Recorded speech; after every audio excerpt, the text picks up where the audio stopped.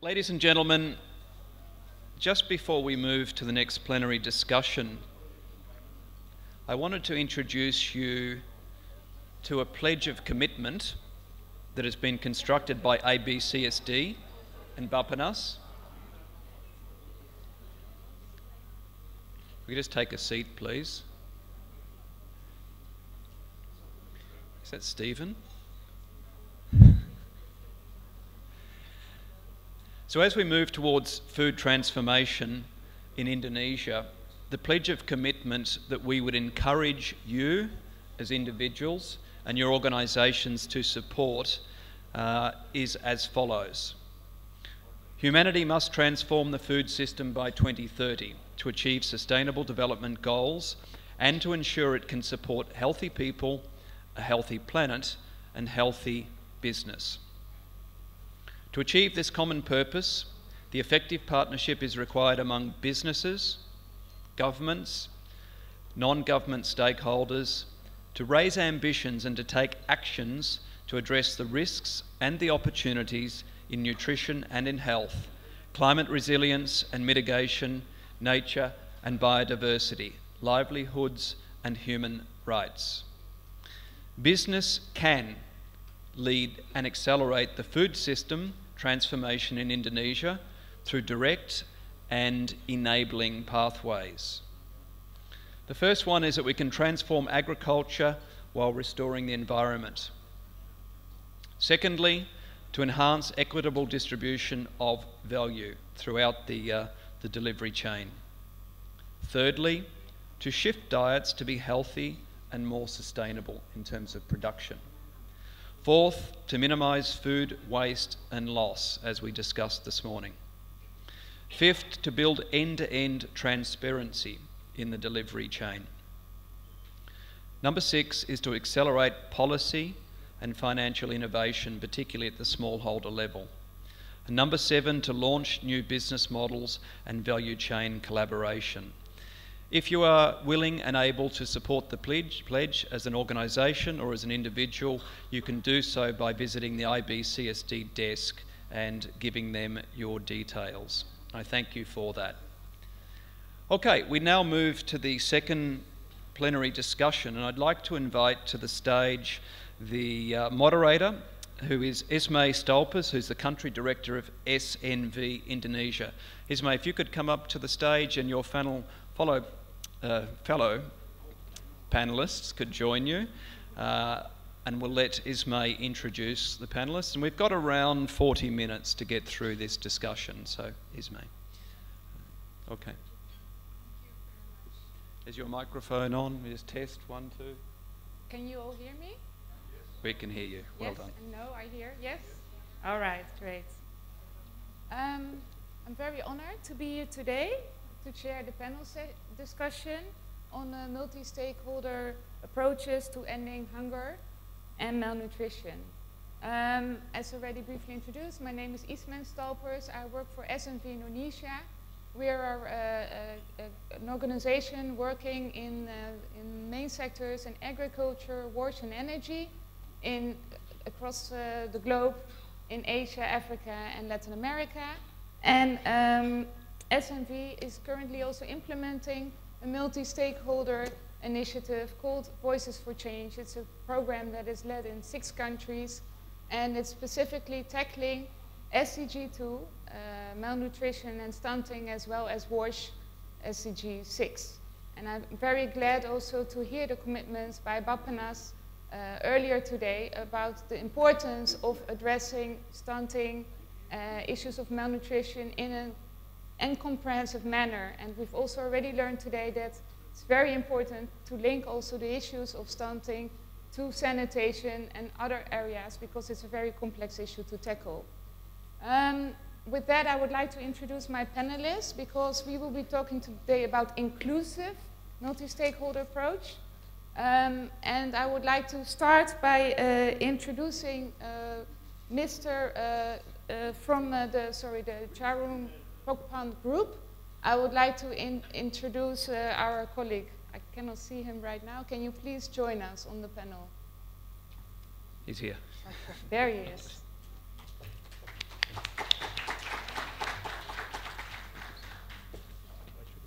please come sit next to me.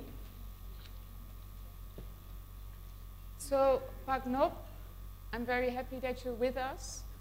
You've already been leading the Charoen Pokphand group, or the CP group, for more than 24 years. You've been part of the organization. You are well known globally, I would say, and you yourself are based in Bangkok. I'm very glad you're with us today, and we'll be discussing later on the inclusive multi-stakeholder approach. Thank you for being with us. A warm welcome, please. Secondly, I would like to introduce Rubens, Marques.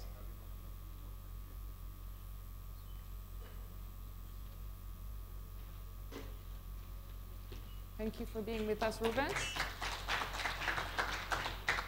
Rubens works for the Louis Dreyfus Corporation here in Indonesia, also been very active in Geneva, and has a long track record already with Louis Dreyfus, I think since 2011, if I'm not incorrect.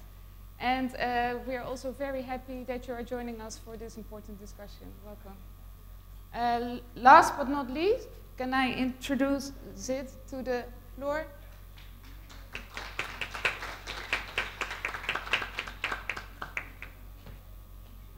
Welcome. Ziv is from from Blue Number, and very excited to have you with us as well. You have a long track record also working with the company and before as well on the issue of resilient, inclusive value change, which I'm sure will come up in our discussion later on. So I would like to start off with you, Pak, if you don't mind, to discuss on the issue of inclusive multi-stakeholder approach. Can you give some examples from your organization on the issue of inclusive, why inclusive is so important in the multi-stakeholder approach? Okay, it's close. Can you hear me? Okay. Let me just give you a 1-minute introduction of my company. Okay, I'm from CP Group. Actually, we are 99 years old this year, going to be 100. We started off as a vegetable seed company in Thailand. Now we expand throughout the world. We have production facilities in 22 countries, exporting to over 120 countries. We have currently 350,000 employees. And our main business actually started off as a humble vegetable seed sellers, now into agro-business, aquaculture, telecommunications, retail, and real estate, automobiles, heavy industries. So it covers different sectors. My responsibilities is sustainable development because we are involved in many businesses. Yeah. We recognize that it's our responsibility to deliver this goal, the global goal we set together in the countries we are in.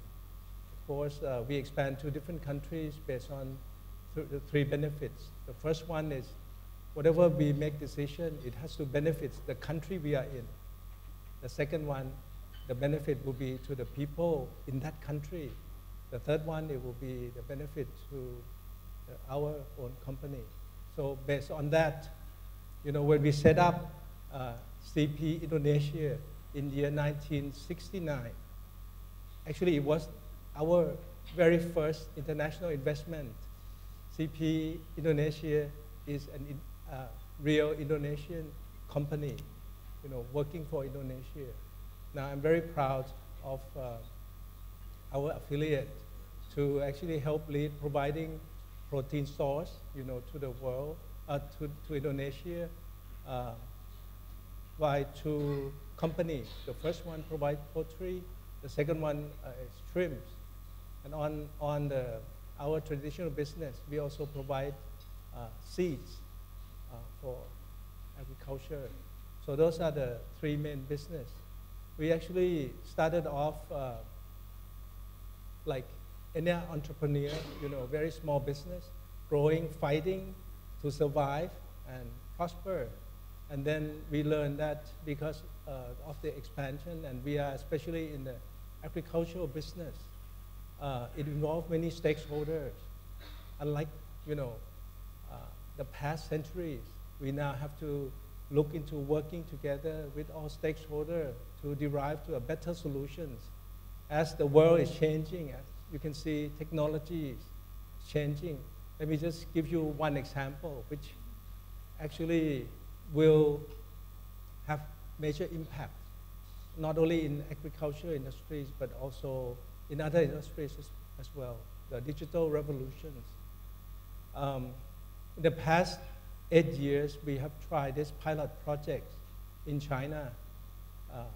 We set up this fully automated robotics management, raising layer chickens. The total population of the chickens in a closed environment is 3 million layers. We only need 30 people to take care of 3 million chickens, laying 2.5 million eggs every day. The rest are being taken care by analytics, robots. The robots, will survey looking at chickens, every chicken, and they can identify the chicken, whether it's going to get sick or not, and then we also implement circular economy. We use the chicken manure to produce gas, to be self-efficient, to actually turn on the lights, making sure ventilations, air conditioning, control temperature, everything is self-sufficient. We also be able to feed the power back to the grid. The chickens, also some of the chickens will die along the way, or when we retire them, we actually feed them to crocodile farm. In there, that's zero waste. Before we need to burn them, but that will create carbon into the atmosphere. Now we feed them to crocodiles. The crocodiles provide really high value leather. What I'm trying to say to you is that manpower will be impacted. Employees will be impacted. You cannot avoid this. And I definitely would like to congratulate you after seeing this morning session that the population of your farmers are still rather young. For Thailand, it's approaching 59 years old average age and getting older every year. Yours expanding population base. And Indonesia will be one of the top, the 5 biggest economy in the world in 2030, if I'm correct. So that's congratulations. But again, we must prepare for the well-being of the farmers. How they're gonna live, how well they're gonna live. The farmers usually, what we see throughout the world, and especially in the developing market, are lacking of 5 things and have to face 4 major risks. 5 things are: first, education, market knowledge, management knowledge, and then technology. The last one is access to financing to do what they need to be done for their business. They have to face 4 major risks. The first 2, drought, flood, and then disease outbreak. And I think the worst one already mentioned this morning is the commodity pricing, the fluctuations. And without this knowledge, they would not be able to manage it. But the good news for them is that because of digital transformation, things will change quite abruptly. The people who don't have problems, like many people say, the middleman, the one who gather the produce in many layers and to sell to the producers like ourselves, will be impacted by digital transformation. All these supplier chains will be abruptly cut. These people will be in trouble as well. You don't see it now, but you will see it. So what we need to prepare them, I think there are two poles of spectrum, and we work with communities, development, civil society organizations, you know, in trying to find models to make sure that they have a future. The first one is get them to quite niche market, like health conscious, you know, purely organic farming. That demands high premium over, you know, regular commodity price. The other side of spectrum is bringing scale, because as you can see, we are competing with major players, like especially in South America, where they have mega farms. If you are not familiar with that, you know, we actually try in some countries right now doing mega farm models where we deploy robots to work 24 hours a day, 7 days a week, non-stop, you know, to look after a huge piece of land stitched together. And the cost to do this, and because of the diversity we try to accommodate, you know, sustainable development, we actually use precision agriculture to raise different species of crops, you know, so that it will not be monocrops.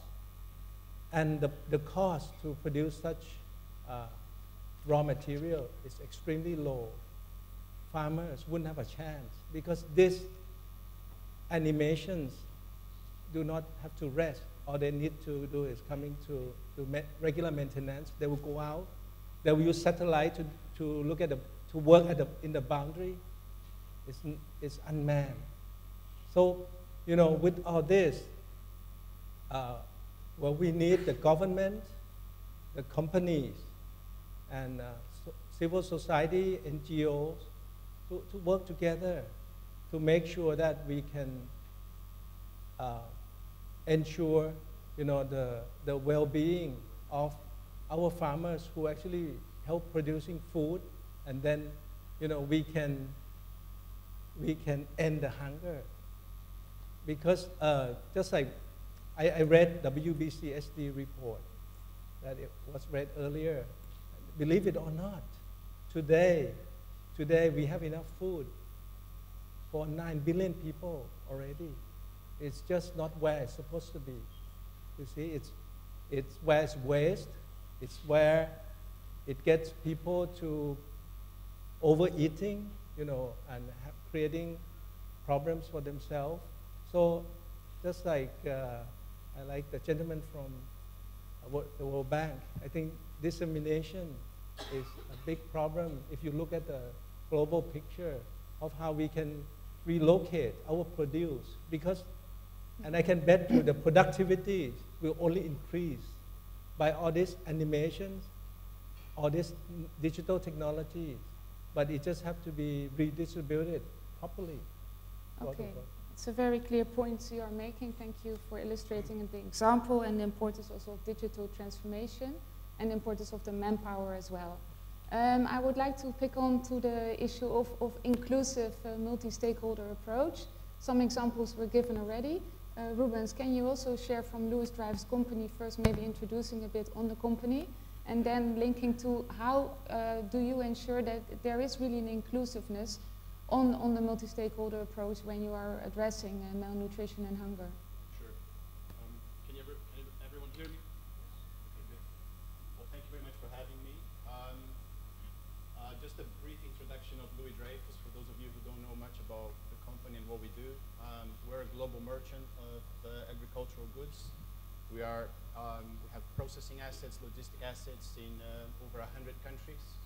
We handle close to 80 million tons of commodities on an annual basis. And in Indonesia, we are very active in some cash crops like oil palm as well as coffee. And we also handle cotton and animal feed ingredients. So when you talk about poverty or hunger, malnutrition, obviously those are all systemic challenges that we have, and as a company, we try to approach it from using our position in the supply chain of these different commodities to have a positive influence on sustainable agricultural practices. So I think all of us here agree that that's sort of the key, how we can make agriculture in developing countries more sustainable. So I think very much like CP, we are in a very unique position to basically collaborate with actors within the supply chain, clients as well as suppliers. We collaborate with NGOs, with government entities, to make sure that not only large conglomerates that, let's say, produce palm oil in Indonesia have access to this sort of sustainable agricultural guidance, but also smallholder farmers. So I would say that that's kind of has been our focus over the last few years. We have a few very practical initiatives of how you can engage with smallholder farmers by providing gap trainings or agroforestry. We're now also having some vocational projects. And the whole point is to educate farmers on how to produce in a more sustainable way, how to extract more value from their existing land. And obviously, when you talk about smallholder farming, there's a lot of upside potential on yields, on waste management, on cost and quality of their crops. So we've seen some very good results with coffee farmers. We have close to 7,000 farmers that we've been working with. In palm oil, we just started a project with SNV with 1,000 farmers.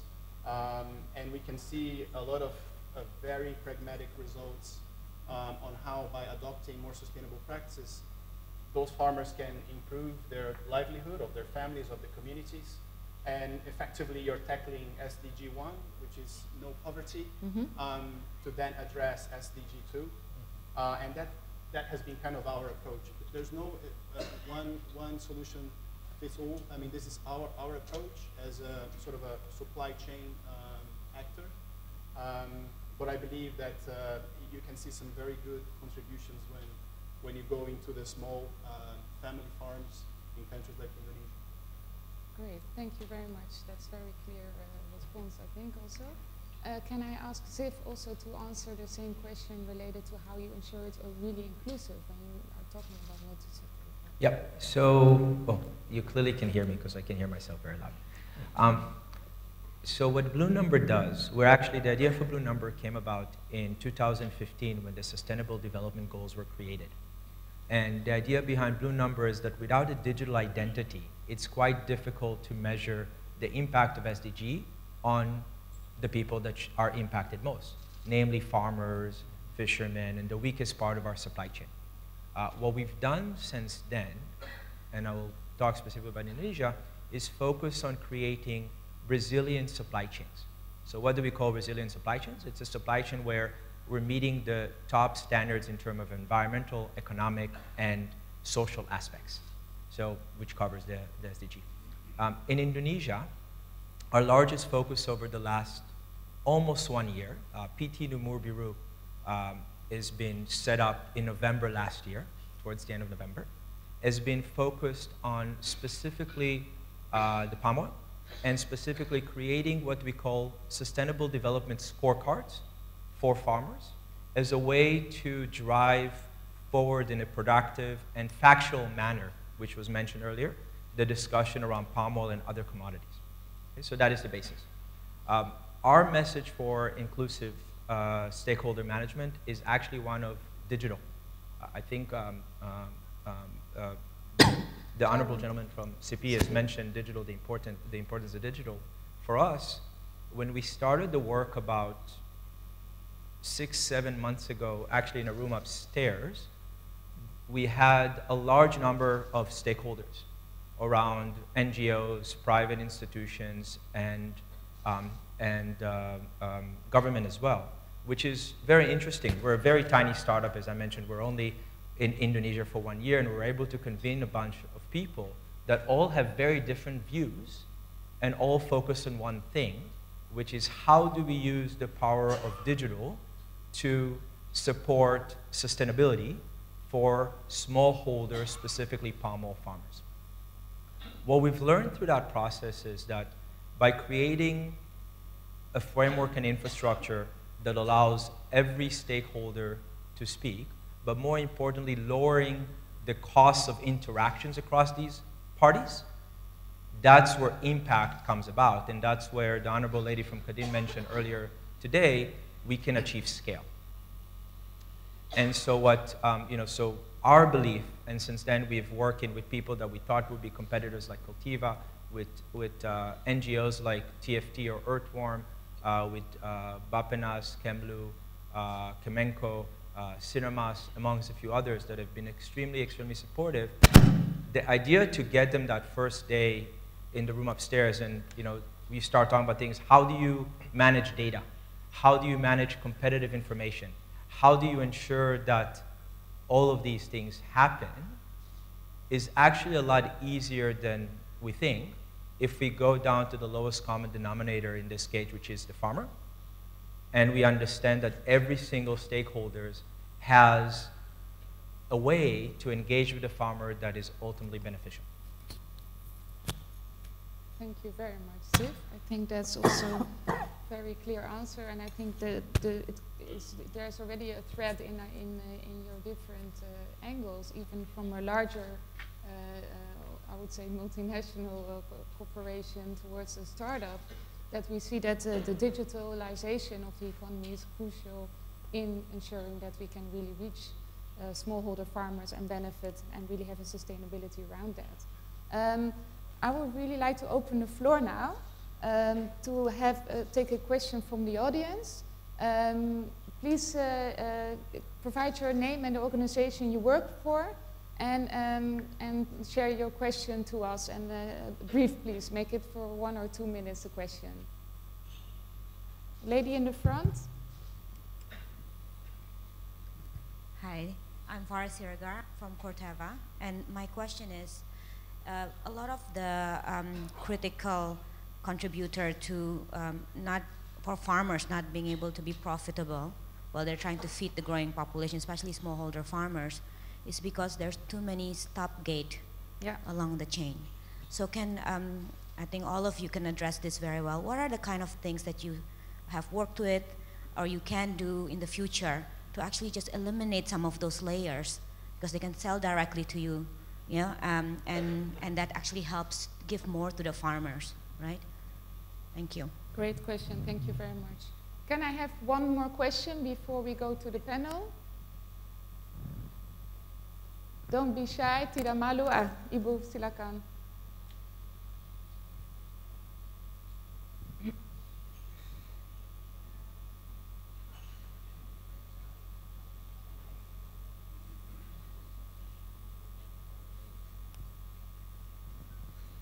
Hello, I'm Catherine from Social Startup Forum. We know that there are few startups in digital farming, and it's growing now, like iGrow and Tani Hub, Tani Top, and Ragowsky and whatever. Yeah. Do you know the data? How many farmers has engaged to the direct selling with them? And we do know that. About 20 ministries also getting collaborate together to prevent malnutrition. I'm asking to Zip, do you have the data of the impacted those who get the funding or the goal itself? Thank you. Thank you, Ibu.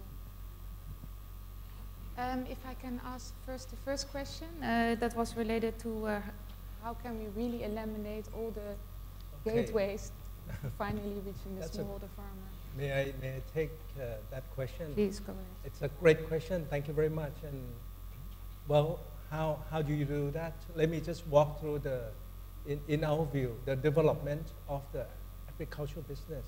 Actually, all the farmers, they are entrepreneurs. They have to do everything themselves. They have their own business. To get into the industrialization of agribusiness, there are only 2 formulas. That was that were the showcase of the world. One developed from Europe is co-op.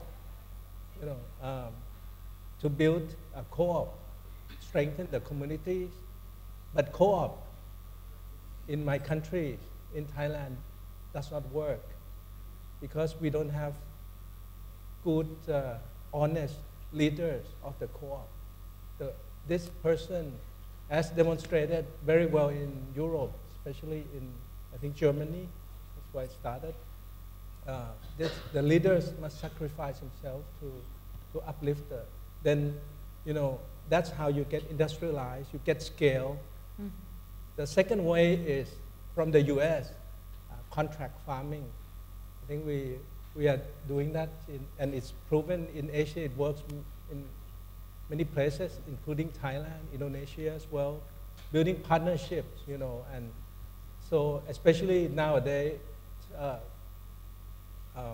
traceability is the key, so that we can make sure that throughout the chain of, from raw material to final goods to consumer, are clean of all those human rights issue, violation in the environment. What we are asking is how do we get all these benefits, all this value added that the middlemen create by just aggregate the produce to the factories. It will come naturally, very, very fast. You know why? Because everybody has digital device in their hand, including the farmers. Mm-hmm. We have to educate them on how to use it. Just like e-commerce, we don't actually need to teach people how to order online. They were born to do it but the thing is, let me just caution you that when it will have a domino effect, just like what we see in my country as well. It will hit another sector. Once the farmers can actually contact directly to the factories itself, mm-hmm. Logistics is the key to enable this. Once the logistics is in place, people will come in and play. It will skip 2 to 3 or 4 layers of middleman. I'm not saying that's the way to solve it. Okay, the farmers, we must ensure that the value in between will go back to the farmers, not the factory. Because the farmer is facing, remember, the 4 major risks. They deserve this, and they are consumers. The problem, I will leave it to you, is you create middleman problems. These people will be out of the jobs. They are also fellow citizens. They will be like what we are talking about farmers today. They will be like that. Mm-hmm. And the global trend, okay, anywhere in the world, is urbanization. Farmers will reduce in percentage of population naturally because of technology enabling them not to have to go through the hardship, and use less manpower. So this development that you are asking will go naturally, but it will go into the accelerated rate very soon, as long as you have digital device in the hands of all population. Okay, thank you. Thank you also for raising another question when it comes to digitalization and cutting the layers. Yes. And the middlemen, and we are facing that problem in Thailand. How to manage that issue as well. Thank you. Zid, do you mind answering the lady in the head? Yeah, please. Yeah? I think that's a very important question. One point. Please. I fully agree. This is already a trend that we're seeing in some, on a smaller scale. You already see that the farmers are getting connected to consumers, and that's a positive thing. It's obviously going to take a little bit more time, and it's more challenging to do that on a bigger scale. So you talk about palm oil in Indonesia. It's a lot easier said than done. You still need to have those different layers to solve logistic bottlenecks.